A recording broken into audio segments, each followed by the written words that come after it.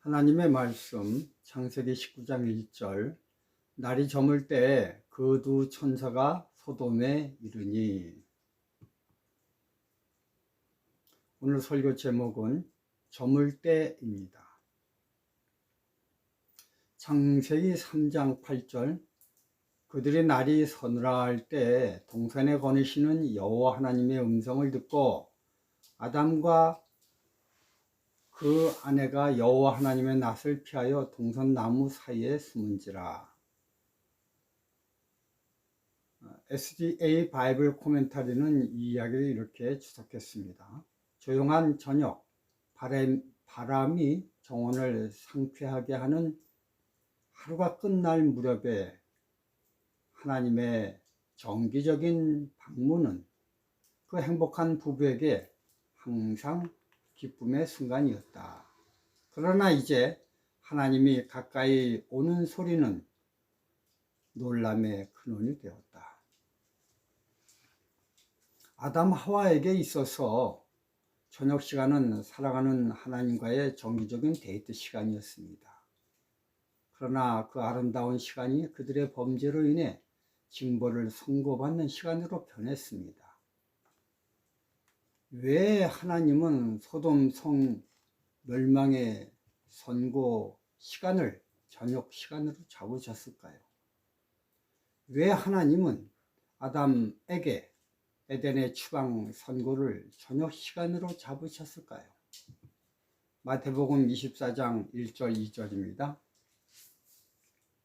예수께서 성전에서 나와서 가실 때 제자들이 성전 건물들을 가리켜 보이려고 나아오니 대답하여 가라사대 너희가 이 모든 것을 보지 못하느냐? 내가 진실로 너희에게 이르노니 돌 하나도 돌 위에 남지 않고 다 무너뜨리우리라. 마가복음 13장 3절에서는 이 제자들을 베드로와 안드레 그리고 야고보와 요한으로 밝히고 있습니다. 이 네 명은 갈릴리 호숫가에서 그물질하다가 예수님의 부르심을 받았지요. 그들은 저녁 노을 붉은 황혼에 황금 지붕으로 된 성전의 아름다움에 넋이 나가 예수님께 성전의 아름다움을 자랑하고 싶은 마음에 예수님으로 하여금 그 광경을 바라보도록 유도하고 있습니다. 그러나 그들의 바람과는 달리 예수님의 말씀은 예루살렘의 아름다움이 아니라 예루살렘의 멸망과 또 그에 빗대어 말씀하시는 세계의 멸망에 대해서 예언하고 계셨습니다. 마태복음에서도 소돔성 에서처럼 저녁 무렵의 멸망에 대해 예언을 하고 있는 것입니다. 이것은 마치 저녁이 지나 밤이 다가오는 것처럼 인류의 멸망을 시각적 면에서 의도적인 묘사라고 생각을 하게 됩니다. 어쩌면 인류의 멸망은 인류가 자기들의 과학 문명이 최고조로 달해 자기 만족에 가득 찰 때 급속히 다가오지 않을까라는 생각이 듭니다. 제가 등산을 하다 보면 가장 아름다운 시간은 정상에 서서 산 밑에 온 세상을 바라보는 그 쾌감을 느낄 때입니다. 그러나 그 정복의 행복은 그 즉시 하산해야 된다는 것을 저에게 알려주고 있습니다. 인류의 과학 발달은 도대체 어디까지일까? 라는 생각이 들 정도로 눈부시게 발전하고 있습니다. 최근에는 인공태양을 만드는 기술이 매우 빠르게 진척되고 있다고 하는 소식을 들었습니다. 인간의 힘으로 태양을 만들어 인류의 에너지 문제를 해결한다는 계획입니다. 에너지뿐이겠습니까? 모든 식물은 태양을 중심으로 광합성 작용을 해 열매를 맺는데 인공태양이 만들어지면 인공 태양을 조절함으로 가뭄도 기근도 없어질 것입니다.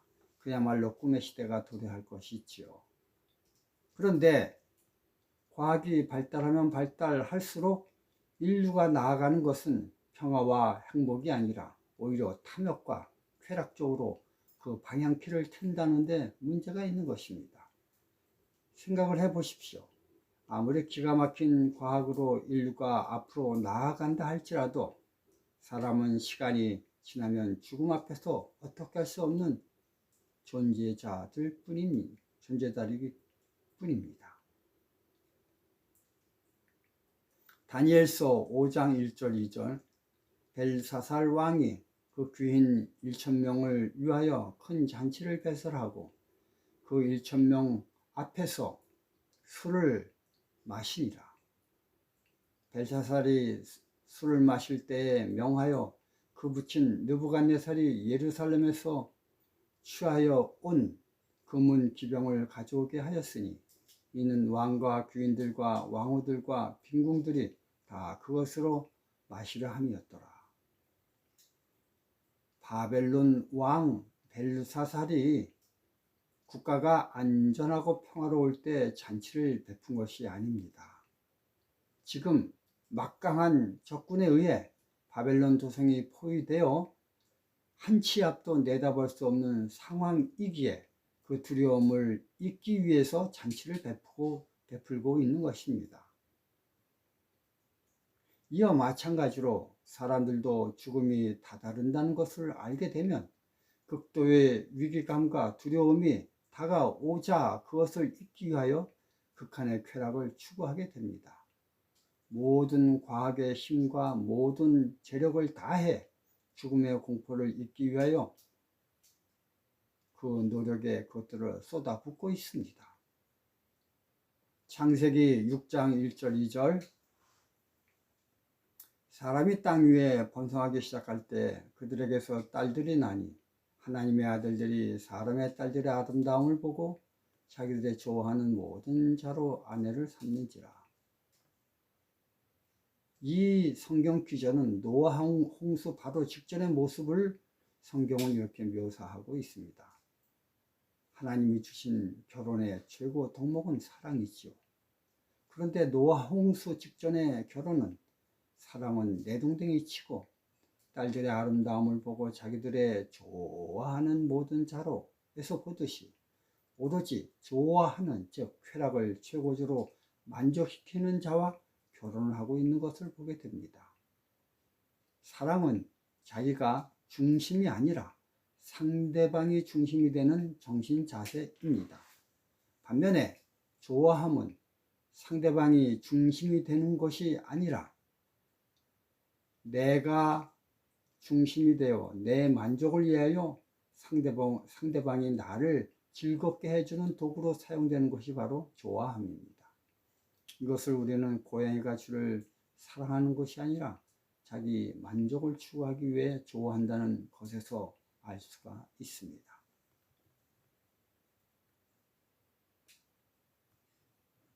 이제 이 지구는 점점 더 붉은 황혼에 짙어지고 있습니다. 그것은 조금만 있으면 저녁이 된다는 의미입니다. 저녁 때 유황불로 소돔이 멸망당한 것처럼 인류의 멸망도 황혼이 지나 저녁으로 치닫고 있는 것입니다. 저는 어제 저녁 장례식에 갔다 왔습니다.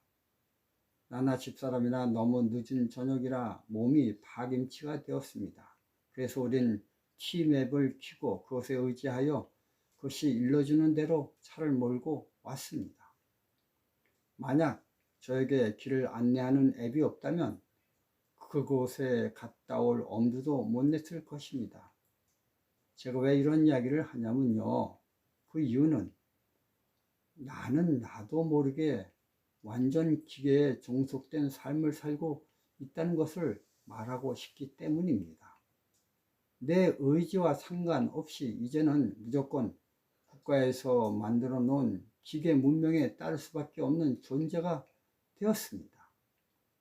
옛날에는 GPS가 없어도 차를 잘 몰고 차를 잘 사용했는데 이제는 GPS가 없으면 꼼짝도 못하는 처지가 되어버렸습니다. 이제 과학은 차에 더더욱 신기술을 더해 자율주행차로 변모해 나가고 있습니다. 이처럼 과학이 발달될수록 내 역할은 적고 기계 역할만 커집니다.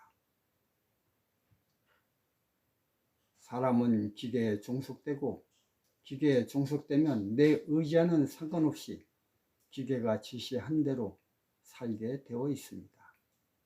이러한 삶은 나로 하여금 이성과 비판의 능력을 상실하게 만들고 단지 생활의 편리함이 모든 판단의 원칙이 되게 만들어 봅니다. 계시록 13장 16, 17절 저가 모든 자 곧 작은 자나 큰 자나 부자나 빈궁한 자나 자유한 자나 종들로 그 오른손에나 이마에 표를 받게 하고 누구든지 이 표를 가진 자 외에는 매매를 못하게 하니. 요즘 저는 청년들과 대화를 하다 보면 하나 깜짝 놀라는데요. 그거는 뭐냐면 그들의 판단력이 옳고 그름에 의해 정해지는 것이 아니라 좋고 싫음에 의해 판단력이 정해진다는 것을 제가 보게 되었습니다. 좋음은 선이고 나쁨은 악입니다. 이런 이성의 판단은 너무나 두렵고 무서운 결과를 가져오는데, 그런데 그럼에도 불구하고 그것이 현실이 되어 이 사회를 굳히고 있습니다. 매매표, 이것을 강요하는 단체는 666입니다. 생활의 편리함이 이성의 옳고 그름을 지배합니다. 그래서 이마와 손에 매매표를 받아도 정신적으로 아무 죄책감이 없이 받게 됩니다. 사단에게 종속된 사람이 되고 많은 세상이 되지요. 이것을 가르쳐 짐승의 국가, 체제라고 계시록 13장은 알려주고 있습니다. 고도의 기계 문명은 사람의 이성을 몰수해 나갑니다. 이슈의 돌과 AI와의 바둑 대결로 이제는 인간이 절대 AI를 이길 수 없으므로 AI가 스케줄을 짜는 대로 인류는 살게 됩니다. AI에게 논문을 쓰게 하면 한 가지 문제가 발생하는데요. 그것은 진실과 거짓이 혼용되어 사용되므로 그것의 옳고 그름을 제대로 분별하는 데 어려움이 있다는 것입니다. 그러므로 이 시대의 가장 큰 문제는 편리함으로 AI를 사용하지만 그 기계가 원리 원칙을 지켜 진리만 알려주는 것이 아니라 가짜도 진짜처럼 알려주기 때문에 이 시대는 AI 사용 법률 제정이 가장 시급한 때라고 합니다. 국가가 AI 사용 법을 제정해 브레이크를 정해놓지 않고 사용하면 나중엔 뭐가 진리이고 뭐가 가짜인지 전혀 구별 못하는 혼돈의 세계에 돌입하게 되는 것입니다. 그런데 여기에 한 가지 인간의 허점이 있습니다. 그것은 바로 인간은 편리함에는 힘을 쓰지 못하고 자기 의지를 굽힌다는 데 문제가 있는 것입니다. 당장의 편리함 때문에 기계를 무조건 따르게 된다면 나중엔 참으로 걷잡을 수 없는 파멸에 이르게 되게 됩니다. 성경은 이렇게 될 것을 계시록 13장에 미리 예언해 놓고 있는 것이지요. 마귀는 사람들의 이마에나 손에 징표를 새겨 놓습니다. 컴퓨터가 발달하면 할수록 인간의 이성은 녹슬고 오로지 좋고 나쁨의 감정만 커집니다.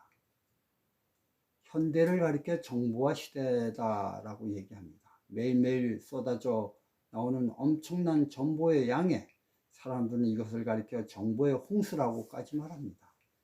이런 정보를 맞이하면서 현대 인류는 옳고 그름의 이성적 판단으로 그 정보를 구별하지 않고 감정으로 좋고 나쁨으로 정보를 대함으로 대단히 심각한 사회적 위기를 자초하게 되게 됩니다. 소돔의 저녁 때처럼, 아담의 서늘한 저녁 때처럼, 감람산 위의 황혼의 저녁 때처럼 이제 인류의 끝인 저녁이 점점 더 가까이 오고 있습니다. 이때를 대비해서 하나님은 당신의 백성들이 가짜 선지자, 가짜 메시아의 유혹에서 벗어나게 하기 위하여 계속 12장 17절 예수의 증거를 주셨습니다.